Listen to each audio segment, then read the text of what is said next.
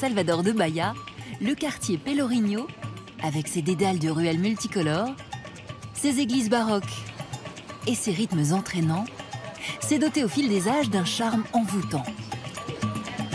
Sa beauté et sa ferveur, à la convergence des cultures africaines, européennes et amérindiennes, contrastent pourtant avec son histoire. Le Pelourinho, pilori en portugais, était à l'époque coloniale le lieu où étaient châtiés les esclaves. Aujourd'hui classé au patrimoine mondial de l'UNESCO et entièrement restauré, le quartier est devenu le lieu de rendez-vous des Bahianaises en costume, des groupes de musique et des danseurs de capoeira.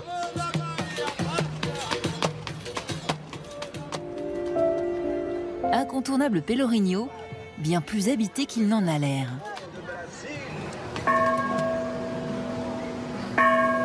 Lucia Loureiro est écrivaine. Elle nous replonge dans le Salvador de Bahia du 19e siècle.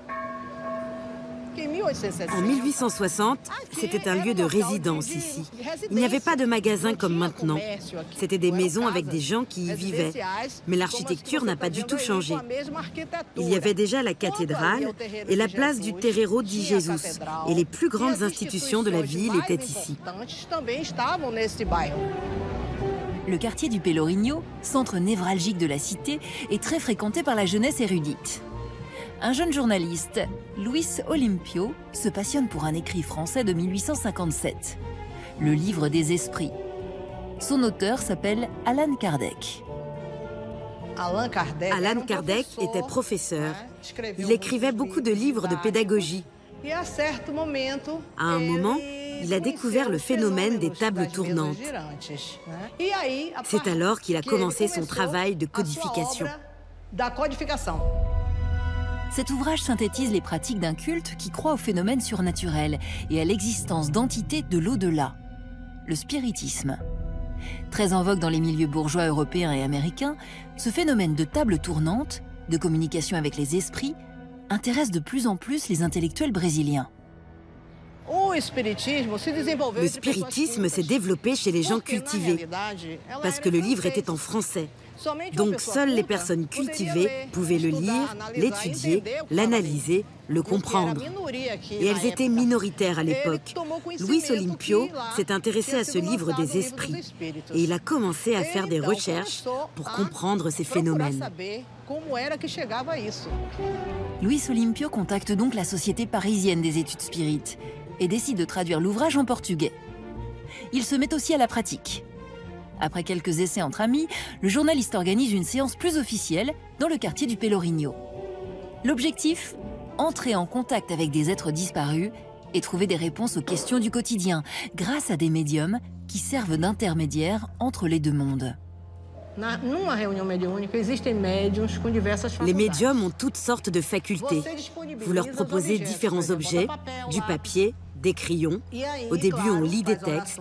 Et au cours de cette première grande réunion, il s'est produit quelque chose de surprenant. L'esprit a écrit au travers du médium. C'est la première fois qu'un médium recevait ce type de communication. Le contenu du message n'a pas été divulgué.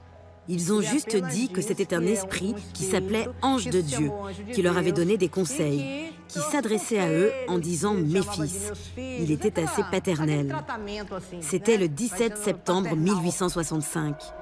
C'est intéressant d'ailleurs, parce que ça s'est produit un mois après la mort de la femme de Luis Olimpio. Et ce premier message a été reçu par une femme médium, qui deviendra par la suite sa deuxième épouse. Luis Olimpio n'a pas rapporté combien de personnes étaient présentes à cette réunion. Mais il y avait dans ce groupe la fine fleur de la société bayanaise. Des avocats, des médecins, des gros exploitants agricoles et même des prêtres bernardins. Mais la révélation de cette première séance officielle marque un peu trop les esprits et s'attire les foudres de l'Église catholique. Cela a posé un problème au clergé. Il a alors appelé les gens de l'Église catholique à ne pas accepter le spiritisme. Ils ont dit que c'était quelque chose de diabolique, que c'était une hérésie. Mais au lieu de contrer le spiritisme, ça a accéléré sa propagation. Tout le monde a commencé à s'y intéresser. On se demandait pourquoi, justement, l'Église s'en méfiait. Sur cette terre bayanaise, où les esclaves ont continué à honorer les divinités africaines en les assimilant aux saints chrétiens, les Brésiliens prennent un peu de ce qu'ils veulent dans chaque religion. Ils ont trouvé un terrain favorable, surtout ici, à Bahia, car le peuple était naturellement mystique. Il priait déjà les saints africains et d'autres esprits. Donc, quand le spiritisme est arrivé ici, il y a eu des échanges. Ils l'ont accepté rapidement, étant donné que certains aspects correspondaient à leurs croyances. Ça s'est rapidement diffusé ici, et dans tous les États, pas seulement dans les capitales, mais aussi dans les campagnes. Aujourd'hui, avec 4 millions d'adeptes et près de 40 millions de sympathisants, le Brésil est la première nation spirite au monde. La doctrine est pratiquée par toutes les catégories de la population. Ironie du sort, Allan Kardec n'aura jamais foulé ces terres bayanaises, mais il reste pourtant le père spirituel de millions de Brésiliens.